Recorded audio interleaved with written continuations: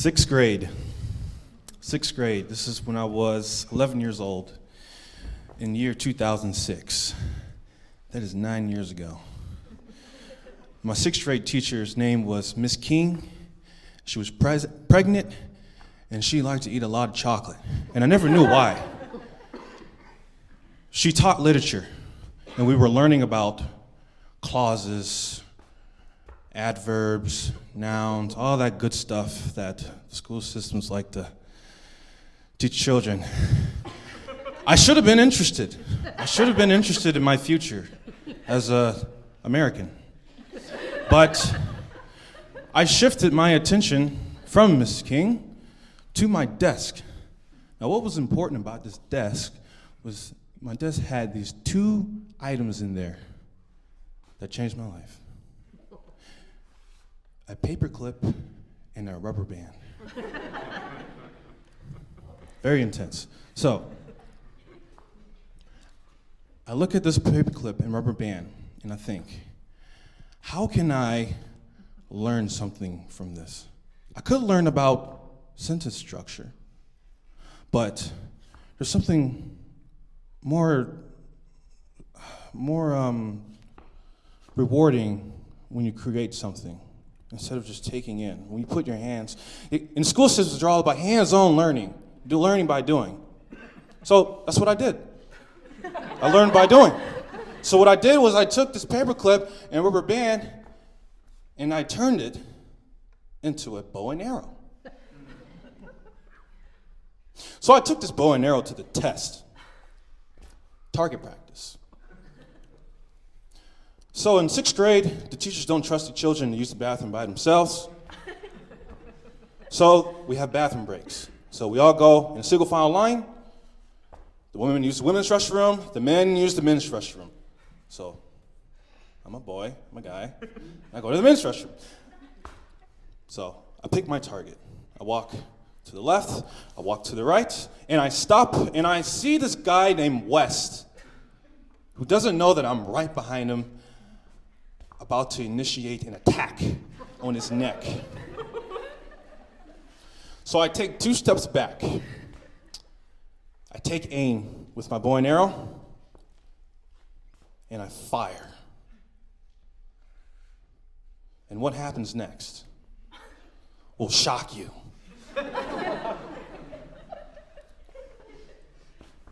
He turns around, looks me up and down, and he's like, yeah, man, cool, nice. I thought something tickled by that. So it didn't work. It wasn't powerful enough. So we go back into sixth grade class to learn part 2 about literature. But for me, it was part 2 about making bow and arrows. So I go on my desk and I look at my bow and my paperclip and my rubber band, and I research how to make this bow and arrow, how to enhance the precision, how to enhance the power of this bow and arrow. And I hear footsteps behind me.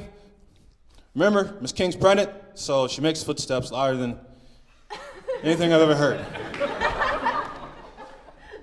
So I see the shadow right over me, and kids can't go out of their desks, so the only person who's not sitting and who can stand in class is the teacher. So it's the teacher standing over me. I'm in trouble.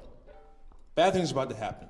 So I turn around, it's Miss King, and I try to hide the bow. She turns, I try to hide it again, didn't work.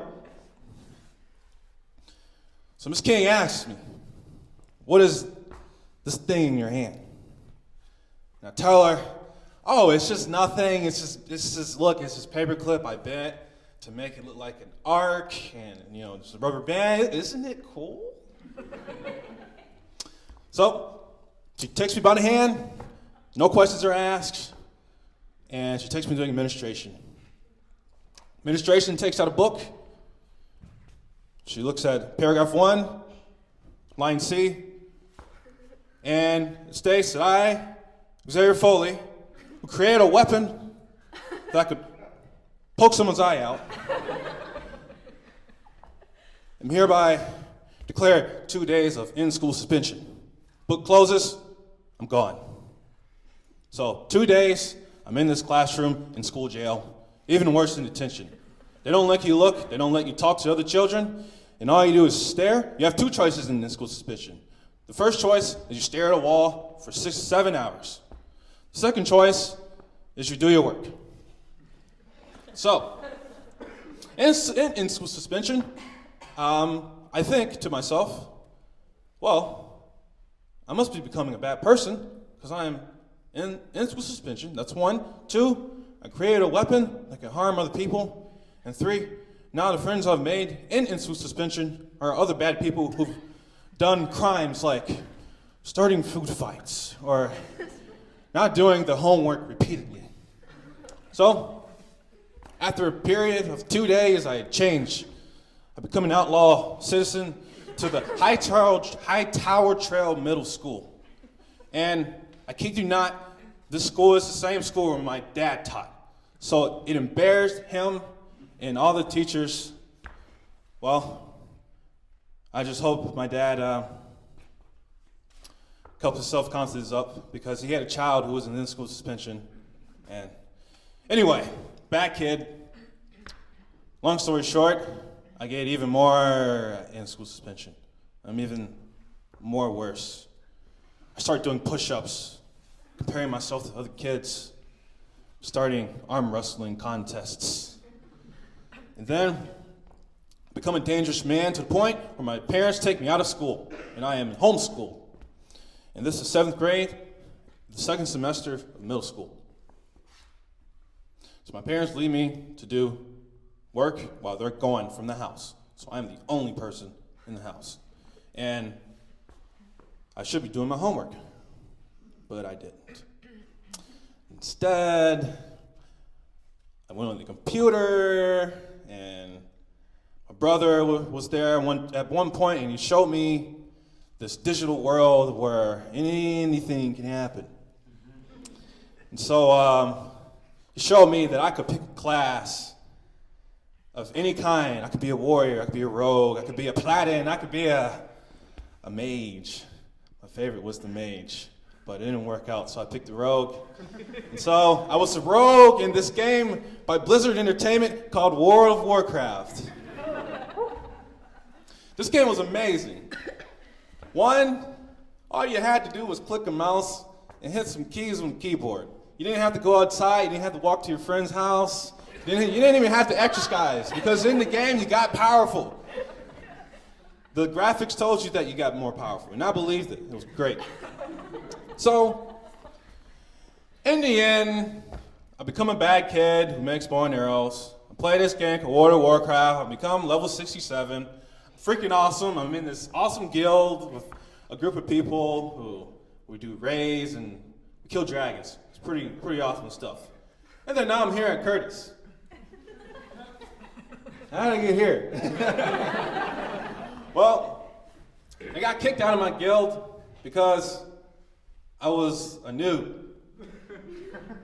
And what this word means, this vocabulary, it means you suck at World of Warcraft.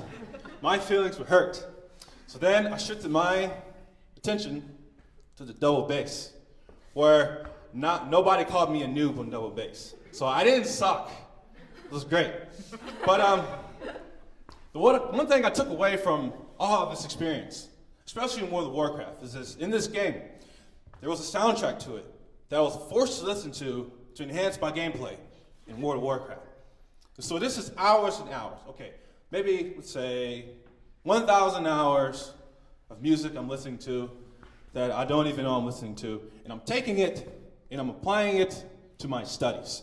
So the next piece I'll be playing for you is called Snowflake, and if you're in the audience who even knows what I'm talking about World of Warcraft, you might hear something similar to what you've heard in this game.